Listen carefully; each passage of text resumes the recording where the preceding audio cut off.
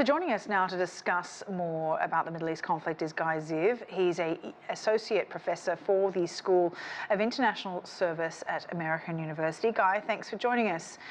Now, obviously, this significant ground operation is expected soon. What do we know about Israel's military goals? What specifically are they trying to achieve? The goal is pretty clear. It's crippling Hamas's military wing. A week ago today, Hamas perpetrated the greatest single massacre of the Jewish people since the Holocaust. And we saw scores of innocent civilians being targeted. 260 young people attended a music festival who were butchered. Children of all ages were killed, many taken hostage. In fact, entire families were taken hostage. So there's no question that the goal here is to destroy or significantly cripple Hamas. So violence, though, has now spread to the Israel-Lebanon border. Israel's defense minister said on Sunday that Israel has no interest in waging war on its northern front. But what if Hezbollah continues to shell and gets more deeply involved in this conflict? Well, we did see today already clashes between the IDF and Hezbollah in northern Israel.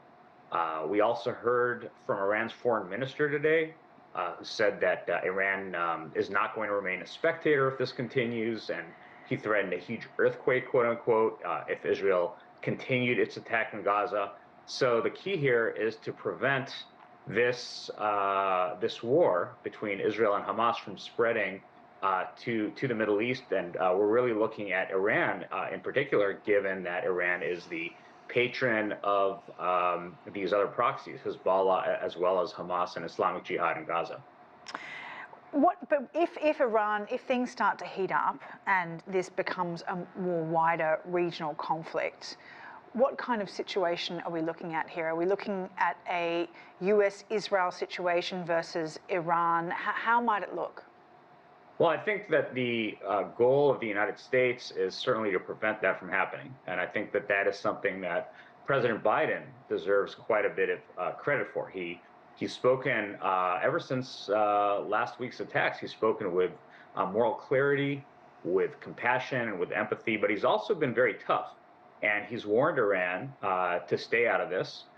He's warned Israel's enemies not to exploit Hamas's attacks to seek any sort of advantage, and he's backed this up with actual policies, with actual concrete policies, such as providing Israelis with ammunition, with interceptors to replenish their Iron Dome, and he's moved the Forward Carrier Strike Group to the Eastern Mediterranean to deter Hezbollah in particular and other actors from exploiting this for their own destructive purposes. And we're also seeing Secretary of State Blinken conducting intensive talks throughout the region. He's met now with the leaders, not just of Israel, but of Saudi Arabia, UAE, Egypt, Bahrain, other countries, in order to prevent this conflict from spreading. And obviously, Secretary of State Antony Blinken will be arriving in Israel tomorrow. He says that he reminded Netanyahu that the way Israel defends itself needs to be with regard for human life, but the death toll in Gaza is rising rapidly. So what is the US actually doing for the plight of the Palestinians in Gaza who are now unable to escape? That's right. Well, there is obviously a terrible humanitarian crisis in Gaza. It is beyond tragic. And so far, there have been a number of steps taken to ease the situation. The United States has led the effort to convince all the parties in the region to do what they can to ameliorate the situation. According to the IDF, 600,000 Palestinians have already evacuated from northern Gaza to the south. Israel also today announced that it was resuming supplying water to the southern Gaza Strip. There are also negotiations for opening a humanitarian corridor through the Rafah crossing to provide more water and food, fuel, medicine, other supplies, aid workers to the residents of the Gaza Strip. And the White House is also in talks with the Israelis about opening up a safe passage out of Gaza for civilians, including about 500 Palestinians that have American citizenship.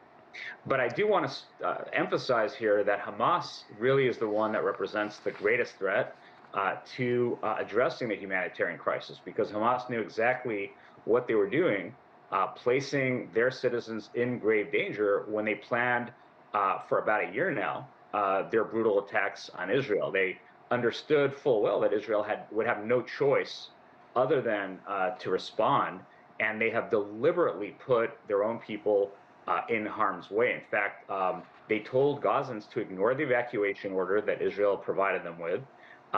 There were reports that Hamas deployed roadblocks to prevent Gazans from escaping to the south.